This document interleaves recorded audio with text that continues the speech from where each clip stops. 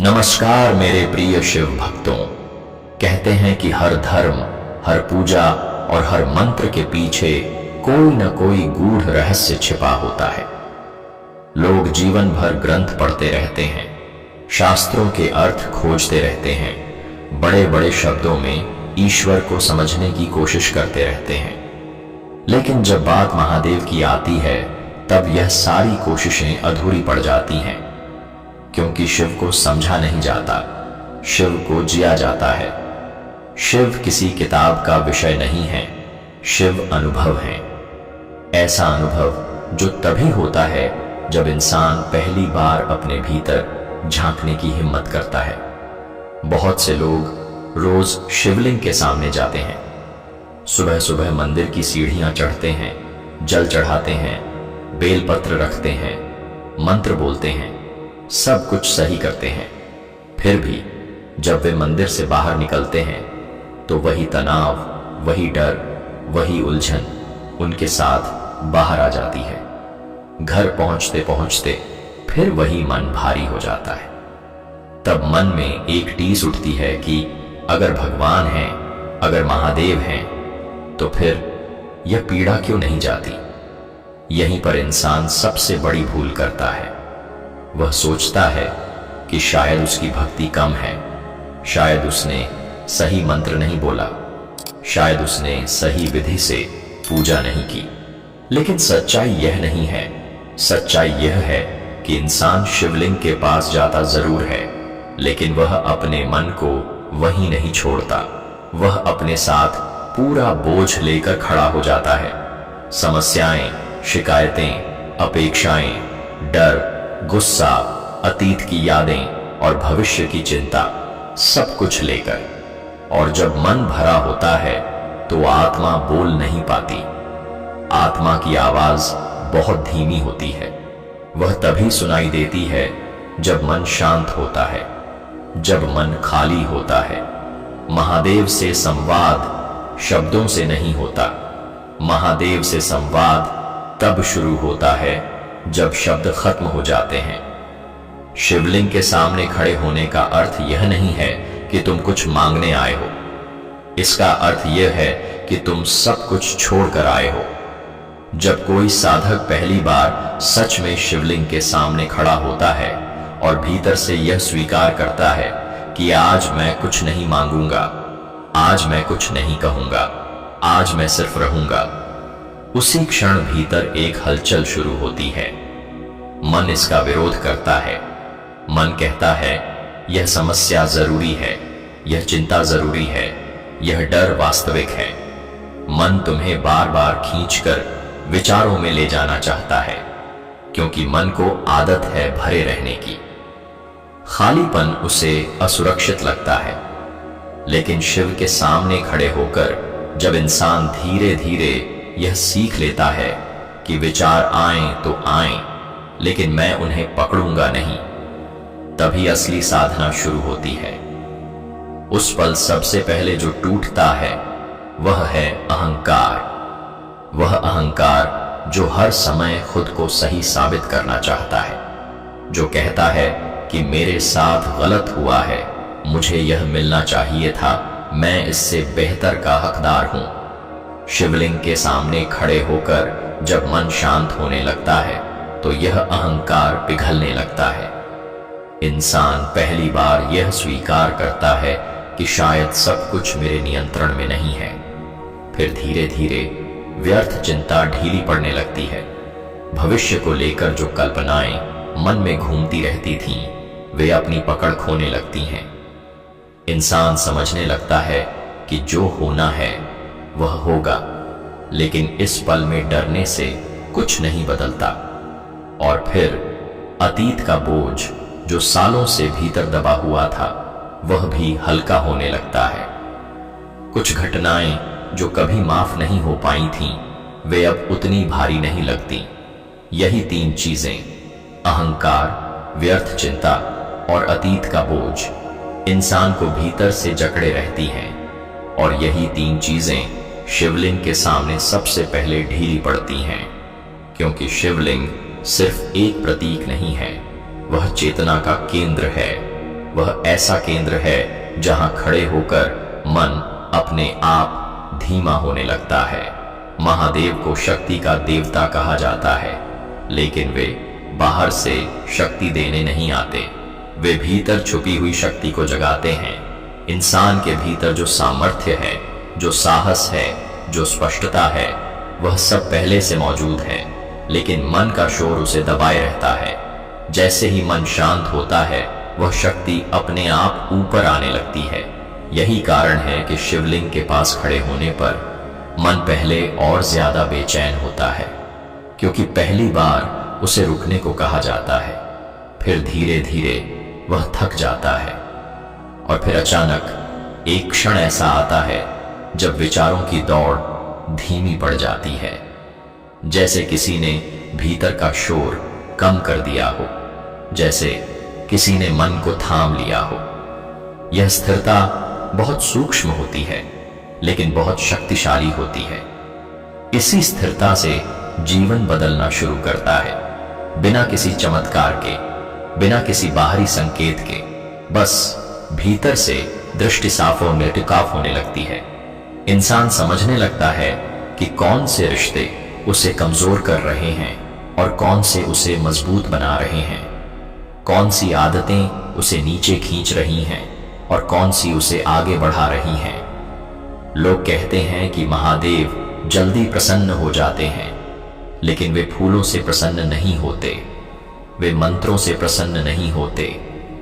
वे तब प्रसन्न होते हैं जब इंसान सच्चे मन से उनके सामने खड़ा होता है, खाली होकर, बिना दिखावे के, बिना अपेक्षा के। शिव भक्ति कठिन नहीं है, कठिन है मन को खाली करना। लेकिन जिस दिन यह कठिन काम थोड़ा सा भी संभव होने लगता है, उसी दिन से जीवन सरल होने लगता है। शिवलिंग के सामने मन खाली होने का अर्थ है कि इंसान यह स्वीकार कर ले कि इस पल में मुझे कुछ साबित नहीं करना है, मुझे सिर्फ होना है। और जब इंसान होना सीख लेता है, तभी समाधि के द्वार खुलते हैं, तभी आत्मा के पुराने घाव भरने लगते हैं, तभी जीवन को सही दिशा मिलती है। यही वह नियम है जिसकी वजह से शिवलिंग की पूजा जीवन बदल देती है। यह नियम छोटा है, लेकिन इसमें पूरी साधना छिपी है। शिवलिंग के सामने मन को खाली कर दो, बस इतना ही। और जो इसे सच में समझ लेता है, उसके लिए यह सिर्फ पूजा नहीं रहती, यह जीवन की सबसे गहरी यात्रा बन जाती है। और साधक, यह तो अभी केवल पहला स्पर्श है, आगे अभी और गहराई खुलनी बाकी है। जब मन पहली बार शिवलिंग के सामने थोड़ा सा भी खाली होने लगता है, तो इंसान को एक अजीब अनुभव होता है। बाहर कुछ नहीं बदलता, मंदिर वही रहता है, दीपक वही जलता है, घंटी की आवाज वही होती है, लेकिन भीतर कुछ सरक जाता है। जैसे कोई बहुत पुराना बोझ जो वर्षों से बिना पूछे ढोया जा रहा था, अचानक हल्का पड़ने लगे। यह हल्कापन तुरंत समझ में नहीं आता, लेकिन शरीर इसे पहचान लेता है। सांसें गहरी होने लगती हैं, कंधे ढीले पड़ जाते हैं और आंखों के पीछे जमा हुआ तनाव धीरे धीरे पिघलने लगता है। मन तब भी पूरी तरह शांत नहीं होता।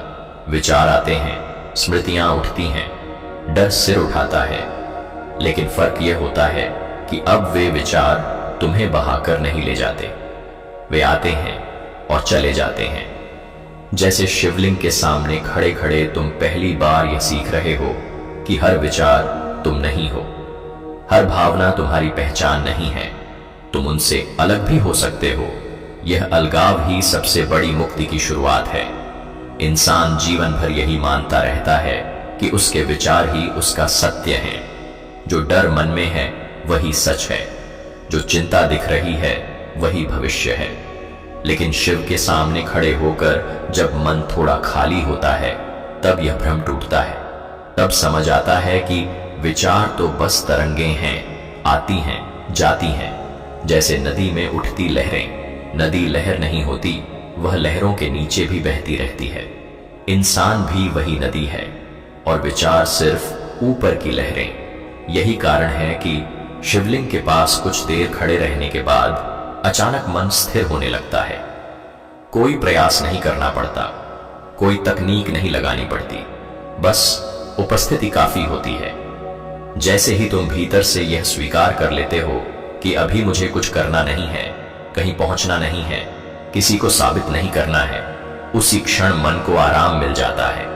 मन पहली बार थक कर बैठ जाता है, और जब मन थक कर बैठता है तब भीतर से एक दूसरी ही आवाज उठती है। यह आवाज तेज नहीं होती, यह आदेश नहीं देती, यह डराती नहीं, यह सिर्फ संकेत देती है। यह आत्मा की आवाज होती है, वही आवाज जो सालों से दबा दी गई थी, वही आवाज जो हमेशा जानती थी कि क्या सही है और क्या गलत, लेकिन जिसे मन के शोर ने सुनने नहीं दिया।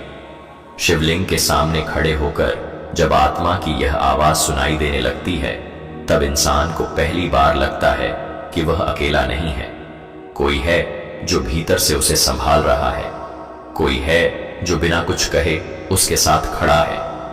यही वह क्षण होता है जब आंखें अपने आप नम हो जाती हैं, और यह आंसू कमजोरी नहीं होते, ये आंसू भीतर की सफाई होते हैं, जैसे बरसों से जमी हुई धूल धुल रही हो। बहुत लोग इस पल से डर जाते हैं। वे सोचते हैं कि अगर मैं टूट गया तो क्या होगा, अगर भावनाएं बाहर आ गईं तो मैं कमजोर हो जाऊंगा। लेकिन शिव के सामने टूटना ही सबसे बड़ी ताकत है, क्योंकि बाकी दुनिया के सामने टूटने वाला इंसान बिखर जाता है, लेकिन शिव के सामने टूटने वाला इंसान जुड़ने लगता है अपने आप से, अपनी शक्ति से, अपनी सच्चाई से। धीरे धीरे जब यह अभ्यास चलता रहता है तो मन को एक नई आदत लगने लगती है। अब वह हर समय भरा भरा नहीं रहना चाहता, अब वह खालीपन को भी स्वीकार करने लगता है।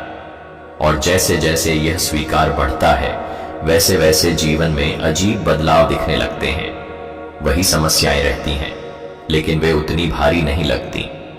वही लोग रहते हैं, लेकिन उनका असर कम हो जाता है। वही परिस्थितियां होती हैं, लेकिन उनमें फंसने के बजाय उनसे निकलने की शक्ति आने लगती है। यहीं से लोग कहते हैं कि जीवन बदलने लगा है, लेकिन सच ये है कि जीवन नहीं बदलता, मन बदलता है। और जब मन बदलता है तो जीवन अपने आप अलग दिखने लगता है।